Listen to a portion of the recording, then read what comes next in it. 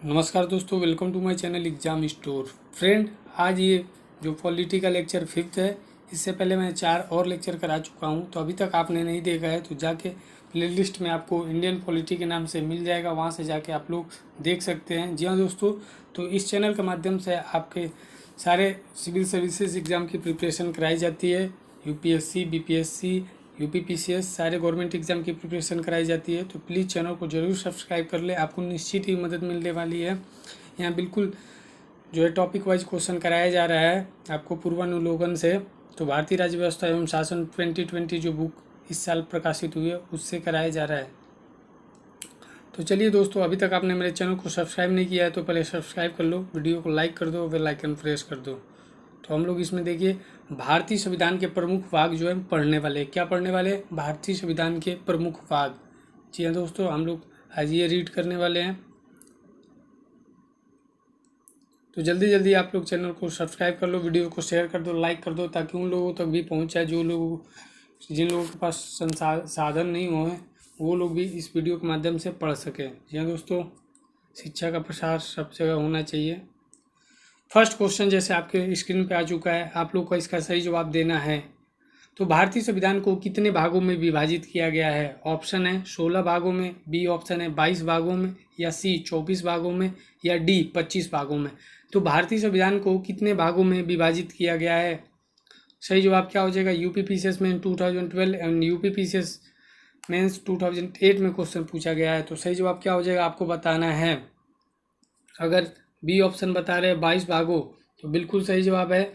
यानी भारतीय संविधान को 22 भागों में विभाजित किया गया है, और गणना की दृष्टि में इसमें वर्तमान में कितने हो चुके हैं? 25 भाग हो चुके हैं।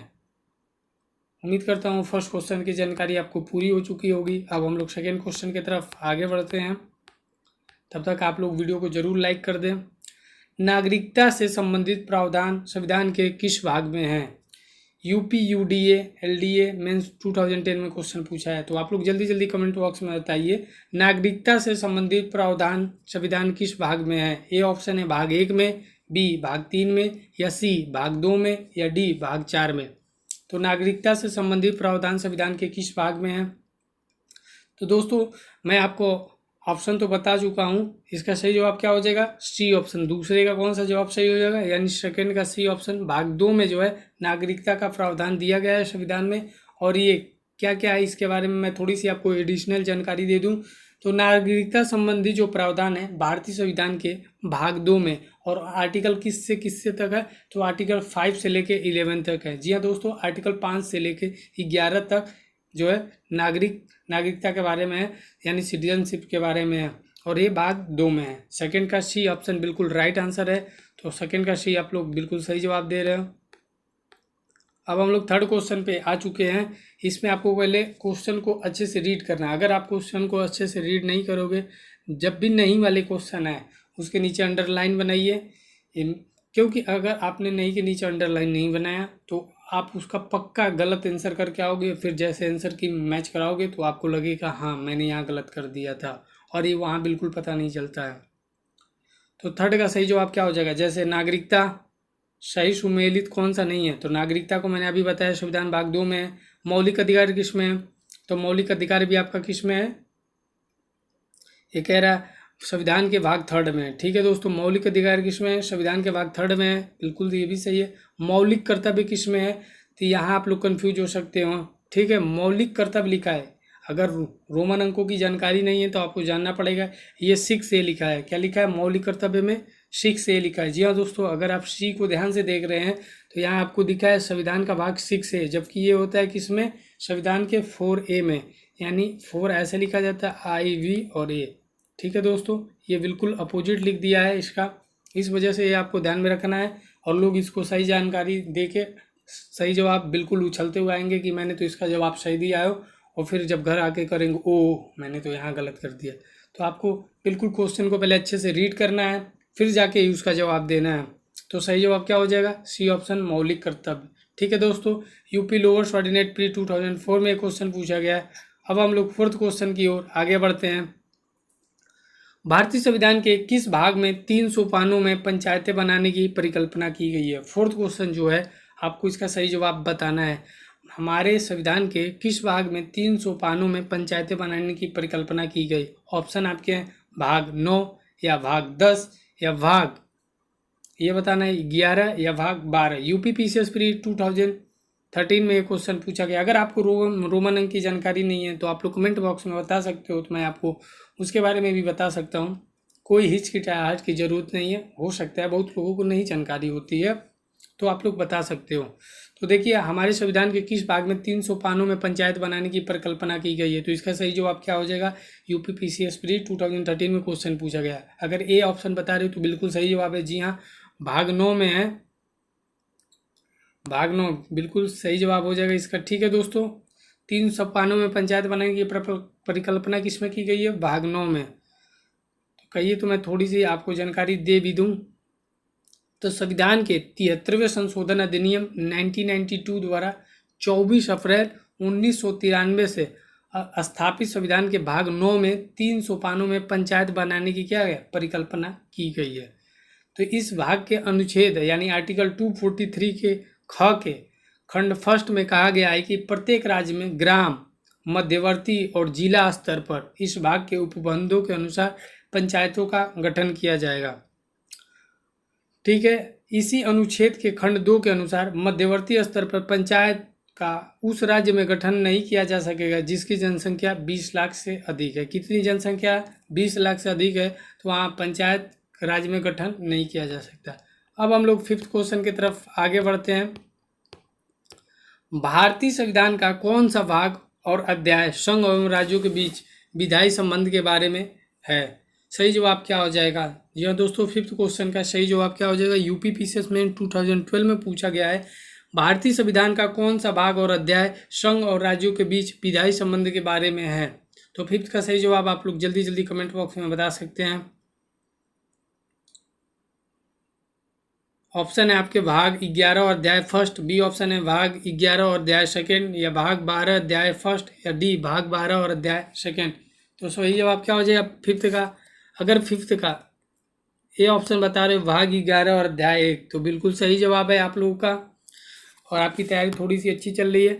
भारतीय संविधान के भाग 11 का अध्याय आर्टिकल जो है 245 से 255 तक, उसमें संघ और राज्यों के बीच की जो विधायी संबंध है उसके बारे में बताया गया है, जबकि अध्याय सेकंड में आर्टिकल 256 से आर्टिकल 263 तक प्रशासनिक संबंधों के बारे में बताया गया है। तो उम्मीद करता हूँ आपको ये क्वेश्चन अच्छे से क्लियर हो गया होगा। तो अब हम लोग नेक्स्ट क्वेश्चन की तरफ आगे बढ़ते हैं, 6th क्वेश्चन की तरफ। निम्नलिखित में से कौन सा एक युग्म सही सुमेलित है? सही पूछ रहा है। जी हाँ दोस्तों, आपसे क्या पूछ रहा है? सही। तो संविधान का दूसरा भाग मौलिक अधिकार है, छठे का आपको आंसर बताना है। तो बिल्कुल जो संविधान का दूसरा भाग मौलिक अधिकार है ये गलत है। मैंने आपको बताया ये किस भाग में? भाग 3 में। भाग 2 में तो आपका नागरिकता है ना, सिटीजनशिप, कितने से कितने लेकर आर्टिकल 5 से लेकर 11 तक उसमें है। ठीक है, सेकेंड ऑप्शन दे रहा है संविधान का तीसरा भाग नागरिकता है, जो कि गलत है, बिल्कुल अपोजिट कर दिया। तीसरे भाग में तो मौलिक अधिकार के बारे में और दूसरे में क्या है? नागरिकता के बारे में। सी ऑप्शन देखिए, संविधान के चौथे के क में भाग मौलिक कर्तव्य है, तो बिल्कुल सही है। चौथे के क में भाग में मौलिक कर्तव्य को, और आपको बताना है संविधान का जो है चौथा आर्टिकल में किसका वर्णन है, बताइए। जैसे संविधान के 5वें भाग में बताया है राज्य के नीति निर्देशक तत्व है, तो आपको ऑप्शन में बताना है, कमेंट बॉक्स में बताना है कि संविधान का जो चौथा है उसमें किसके बारे में वर्णन है। ठीक है दोस्तों, चौथे भाग में किसका वर्णन है? ये यूपी पीसीएस में 2007 में क्वेश्चन पूछा गया है। 7th क्वेश्चन को आपको क्या करना है? मैच कराना है कॉलम। ठीक है, भारतीय संविधान का भाग 9 किससे रिलेटेड है, या भारतीय संविधान का भाग 8 किससे रिलेटेड है, या भारतीय संविधान का 4th ए किससे रिलेटेड है, या भारतीय संविधान का भाग 9A किससे रिलेटेड है? जी हाँ दोस्तों, 7th क्वेश्चन का सही जवाब क्या हो जाएगा? अगर आप इसको मैच कराओगे तो क्या होगा? तो जैसे भारतीय संविधान का भाग 9 जो है किससे रिलेटेड है, आपको सबको पता है। अभी मैंने इस क्वेश्चन को बताया किससे है? पंचायत से। किससे है? भाग 9 पंचायत से। और 8 किससे रिलेटेड है? 8 जो है संघ क्षेत्र से। किससे है? संघ क्षेत्र, यानी ए ऑप्शन। अब भारतीय संविधान का 4th है मूल कर्तव्य से होता है, अभी हम लोगों ने देखा। और 9th किससे? दोस्तों भारतीय संविधान की भाग 9 किससे नहीं रिलेटेड है? तो नगर पालिका से। जी हाँ दोस्तों, किससे? नगर पालिका से। बस ए का थर्ड, बी का फर्स्ट। ऑप्शन देख लीजिए, मैच करा। ए का थर्ड, बी का फर्स्ट, ए का थर्ड, बी का फर्स्ट। किस ऑप्शन में? ए का थर्ड, बी का first. Only A option. A option is right answer. ठीक है दोस्तों, तो क्या हो जाएगा? ए ऑप्शन बिल्कुल राइट आंसर हो जाएगा, इसमें कोई भी दिक्कत नहीं है। और यूपीपीसीएस में 2009 में क्वेश्चन पूछा गया है। अब हम लोग नेक्स्ट क्वेश्चन की तरफ आगे बढ़ते हैं। तो 8 क्वेश्चन है, निम्नलिखित में से कौन भारतीय संविधान के अंतर्गत सही सुमेलित नहीं है? जब भी नहीं आए तो आपको अंडरलाइन करना है। तो आपको बताना है इसमें सही सुमेलित नहीं है, क्योंकि गलत होने के ज़्यादा चांसेज होते हैं। मैं वो चाहता हूँ कि जहाँ आप गलत करते हो उन बिंदुओं पर ज़्यादा ध्यान दिया जाए। तो जैसे पंचायतें हैं भाग 9 में, नगर पालिका है भाग 9 के क में, या सहकारी समितियाँ 9 के ख में, या अधिकरण भाग 10 में। ARO यूपी आरओ में क्वेश्चन पूछा गया है प्री 2016 में। तो 8 का सही जवाब क्या हो जाए? जिसके अंदर सही सुमेलित नहीं है, तो सही जवाब क्या हो जाएगा? जो आप डी ऑप्शन बता रहे हो अधिकरण, ये बिल्कुल सही जवाब है। यानी डी जो है बिल्कुल सही जवाब है, यही सही सुमेलित नहीं है। अब चलिए इसके बारे में हम लोग थोड़ी सी एडिशनल जानकारी रख ले। तो भारतीय संविधान के भाग 9 के अंतर्गत पंचायतों की व्यवस्था की गई है, बिल्कुल सही है। 74वें संविधान संशोधन अधिनियम 1992 के द्वारा संविधान के भाग 9 के क में क्या जोड़ा गया है?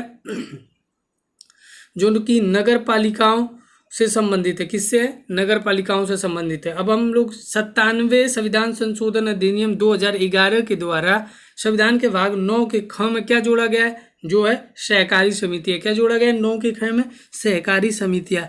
और जबकि संविधान के भाग 10 के अंतर्गत क्या आती है? अनुसूचित और अनुसूचित जनजाति क्षेत्र का उल्लेख है। उम्मीद करता हूँ आपको समझ में आ गया। 10 में अधिकरण के जगह पे क्या होना चाहिए था? तो यहाँ पे होना चाहिए था अनुसूचित और अनुसूचित जनजाति क्षेत्र का उल्लेख होना चाहिए। और जो अधिकरण की बात कर लें तो अधिकरण आपके भाग 14 के क में अधिकरणों की व्यवस्था है। किसमें है? भाग 14 के क में जो है अधिकरणों की व्यवस्था है। तो इस क्वेश्चन का आप लोगों ने पूरी तरह से पोस्टमार्टम कर दिया है, अब इसका कुछ भी बचा नहीं है। आपको मैंने सब कुछ बता दिया है। तो उम्मीद करता हूँ ये क्वेश्चन आपको अच्छे से क्लियर हो गया होगा। नेक्स्ट क्वेश्चन 9th की तरफ हम लोग आगे बढ़ेंगे। संविधान के कौन से भाग में पंचायती राज से संबंधित प्रावधान सम्मिलित किए गए हैं? जी हाँ दोस्तों, आपको बताना है संविधान के कौन से भाग में पंचायती राज से संबंधित प्रावधान सम्मिलित किए गए हैं। ऑप्शन है भाग 6, ऑप्शन बी भाग 7, ऑप्शन सी भाग 8, या डी भाग 9। MPPCS प्री 2019 में क्वेश्चन पूछा गया है। तो सही जवाब क्या हो जाएगा? अगर आप भाग 9 बता रहे हो तो बिल्कुल सही जवाब है, अभी मैंने आपको बताया है ऊपर। ठीक है दोस्तों, ऊपर तो अभी मैंने एक्सप्लेन किया, फिर ज़्यादा समय नहीं बर्बाद करेंगे। पंचायती राज से संबंधित प्रावधान किसमें है? तो भाग 9 में, अभी मैंने बताया ही आपको। ठीक है, अब हम लोग आगे बढ़ते हैं। इसको देखिए, फिर आपको मैच कराना है। जी हाँ दोस्तों, तो जैसे दे रहा है मौलिक कर्तव्य, मौलिक अधिकार, संघ, आपात, उपबंध, तो कौन किससे रिलेटेड है आपको बताना है। जल्दी जल्दी आप लोग बताइए। 10th का इसमें से बहुत सारे तो पता होगा ना, जो जो पता है वो तो कर लो। जैसे मौलिक अधिकार दिया है, मौलिक अधिकार आपको पता है कि नहीं? अभी मैंने कराया है। मौलिक अधिकार किससे रिलेटेड हो जाएगा? भाग 3 के अंतर्गत आता है मौलिक अधिकार। मौलिक कर्तव्य, देखिए बार बार रिपीट होता जाए, जितनी बार करोगे प्रैक्टिस उतनी बार आपका दिमाग शार्प होता जाएगा। तो प्लीज जितनी बार आए उतनी बार करो। मौलिक कर्तव्य कितनी बार हुआ? 4th का ए। 4th का ये कौन सा हो जाएगा? बहुत लोगों को मैं बता रहा हूँ ना, बहुत लोगों की ये कमजोरी है। 4th का ये ऐसे आ गया, नहीं समझ पाते हैं, क्योंकि उन लोगों को नहीं पता होता है रोमन के बारे में। तो उनको भी जानना पड़ेगा 4th है, इसीलिए बार बार प्रैक्टिस करो। जितनी बार प्रैक्टिस करोगे उतनी बार अच्छे से कंठस्थ होता जाएगा। जी हाँ दोस्तों, तो बी का हो जाएगा 4th है भारतीय संविधान। अब संघ के बारे में आपको अगर डाउट भी लगे तो थोड़ा बहुत याद कर लो। संघ जो होता है भाग 5 में, किसमें? भाग 5 में भारत का संविधान। आपात आता है 18 में, कितने में आता है? 18। ये देखिए, x का मतलब 10, v का मतलब 5 और 1 2 3 टोटल जोड़ देंगे तो कितना हो जाएगा? 18। ठीक है दोस्तों, तो भाग 18 में आपके आपात उपबंध के बारे में बताया गया है। उम्मीद करता हूँ ये क्वेश्चन आपको अच्छे से क्लियर हो चुका होगा। तो हम लोग नेक्स्ट क्वेश्चन की तरफ आगे बढ़ते हैं। वैसे मिलान है ए का सेकेंड और वी का फर्स्ट। ए का सेकेंड, वी का फर्स्ट ऑप्शन है, तो आपको पता नहीं ए का सेकंड, बी का फर्स्ट, कौन सा ऑप्शन सही हो जा रहा है? ए ऑप्शन बिल्कुल सही हो रहा है। और मेंस 2013 में क्वेश्चन पूछा गया, बहुत ही सिंपल क्वेश्चन है, ठीक है। तो आप लोग की तैयारी जो बहुत ही ऊपर जाने वाली, बस आप लोग ऐसे ही बने रहे और वीडियो को लाइक करें, चैनल को सब्सक्राइब करें। और टेलीग्राम पे इसका लिंक आपको मिल जाएगा। अगर आप क्वेश्चन की प्रैक्टिस करना चाहते हो तो आपको टेलीग्राम पे इसका लिंक मिल जाएगा, आप लोग वहाँ से जाकर डाउनलोड कर सकते हैं। जी हाँ दोस्तों, आपको लिंक जो है डिस्क्रिप्शन बॉक्स में प्रोवाइड कर दी जाएगी। कूट की सहायता से सही उत्तर का चयन कीजिए, ठीक है। संविधान का भाग, ये देखिए 15 लिखा गया है। अब यहाँ क्या लिखा है? 16 लिखा गया, यहाँ फिर 17 लिखा गया, यहाँ 18 लिखा गया। संविधान का भाग 18, 17, 16, 15। तो इसका सही जवाब देना है आप लोगों को। जल्दी जल्दी बताइए। अभी मैंने डी तो अभी कराया भाई, ये तो याद होगा। 18 में भी मैंने कराया ना, आपात उपबंध है, तो ये तो बिल्कुल नहीं भूलना है। और संविधान की भाग 17 में क्या दिया गया? राजभाषा के बारे में दिया गया है। रुकिए मैं सबको हटा के फिर करता हूँ। तो 18 में आपका आपात उपबंध हो जाएगा। और ठीक है, और हम लोग 17 में अभी पढ़े हैं, भाग 17 में राजभाषा के बारे में उल्लेख किया गया है। जी हाँ दोस्तों, 17 में राजभाषा के बारे में बताया गया है। और 16 में जो है कुछ वर्गों के संबंध के बारे में बताया गया है। तो बचा ये कौन सा? 15 में किसके बारे में? निर्वाचन, यानी ए का 4 किस में हो जाएगा? ए का 4, वी का संविधान का 16 किस में है? तो बी का थर्ड, ए का 4, बी का थर्ड, ए का 4, बी का थर्ड किस ऑप्शन में? हम लोग मैच करा लेते हैं, ओनली बी ऑप्शन। तो बी ऑप्शन देखिए डायरेक्ट आंसर हो जाएगा। अगर 2-3 की भी जानकारी होती है ना, तो ये क्वेश्चन बिल्कुल गलत हो ही नहीं सकता। अगर आपको तैयारी है, यूपीआरओ एआरओ मेंस 2013 में क्वेश्चन है, तो बिल्कुल सही जवाब है इसका। अब हम लोग नेक्स्ट चैप्टर जो पढ़ने वाले हैं, उद्देशिका। क्या पढ़ेंगे? उद्देशिका। जी हाँ दोस्तों, तो अभी तक आपने मेरे चैनल को सब्सक्राइब नहीं किया है तो प्लीज़ चैनल को जरूर सब्सक्राइब कर ले, वीडियो को लाइक कर दे, क्योंकि मैं ऐसे ऐसे क्वेश्चन लगातार लाता रहता हूँ। बिल्कुल सेलेक्टेड क्वेश्चन है जो आपके एग्जाम में लगातार पूछे जाते हैं। जी हाँ दोस्तों, तो चलिए अब हम लोग उद्देशिका की तरफ आगे बढ़ते हैं। तब तक आप लोग वीडियो को जरूर शेयर कर दें। जैसे ये लिखा है, हम भारत के लोग भारत को एक संपूर्ण प्रभुत्व संपन्न समाजवादी पंथ निरपेक्ष लोकतंत्रात्मक गणराज्य बनाने के लिए तथा उसके समस्त नागरिकों को सामाजिक आर्थिक और राजनीतिक न्याय विचार अभिव्यक्ति विश्वास धर्म और उपासना की स्वतंत्रता प्रतिष्ठा और अवसर की क्षमता प्राप्त कराने के लिए तथा उन सब में व्यक्ति की गरिमा और राष्ट्र की एकता और अखंडता सुनिश्चित करने वाली बंधुता बढ़ाने के लिए दृढ़ संकल्प होकर अपनी इस संविधान सभा में आज फिल इन द ब्लैंक्स को एतद द्वारा इस संविधान में अंगीकृत। अगर आपने नहीं देखा है तो प्लीज़, मैंने आपको वहाँ पर बहुत अच्छे से एक्सप्लेन किया गया है। अंगीकृत क्या होता है, आत्मर्पित क्या होता है, या पूर्ण रूप से तैयार क्या होता है, इन सब क्वेश्चनों को इतना अच्छे से फ्रेम किया है कि आप लोग के बिल्कुल दिमाग में छप जाएगा। बस आप लोग जाके प्रीवियस वाला लेक्चर देख लीजिए। आप लोग को इंडियन पॉलिटी के नाम से प्लेलिस्ट मिल जाएगी, वहाँ से जाके बिल्कुल देखिए जल्दी से जल्दी। तो इसका सही जवाब क्या हो जाएगा? इसमें देखिए अधिनियमित आत्मर्पित पूछ रहा है, तो इसका सही जवाब क्या हो जाएगा? ऑप्शन आपके रहे 26 जनवरी 1950 या 26 नवंबर 1949 या सी 26 नवंबर 1949 या डी उपयुक्त में से कोई नहीं। आईएएस प्री 1997 में क्वेश्चन पूछा गया, तो सही जवाब क्या हो जाएगा?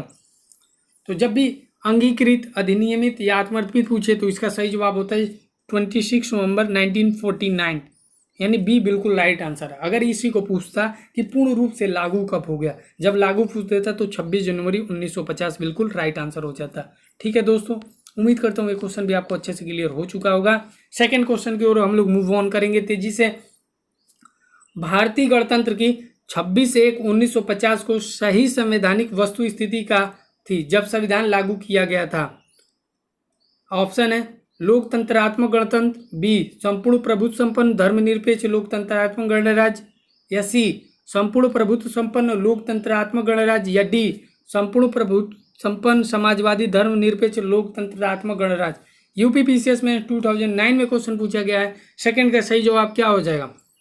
तो इसका सही जवाब हो जाएगा संपूर्ण प्रभुत्व संपन्न लोकतंत्रात्मक गणराज्य। जी हाँ दोस्तों, सेकंड का सी ऑप्शन बिल्कुल राइट आंसर है। ठीक है, अब हम लोग नेक्स्ट क्वेश्चन की तरफ आगे बढ़ते हैं। थर्ड,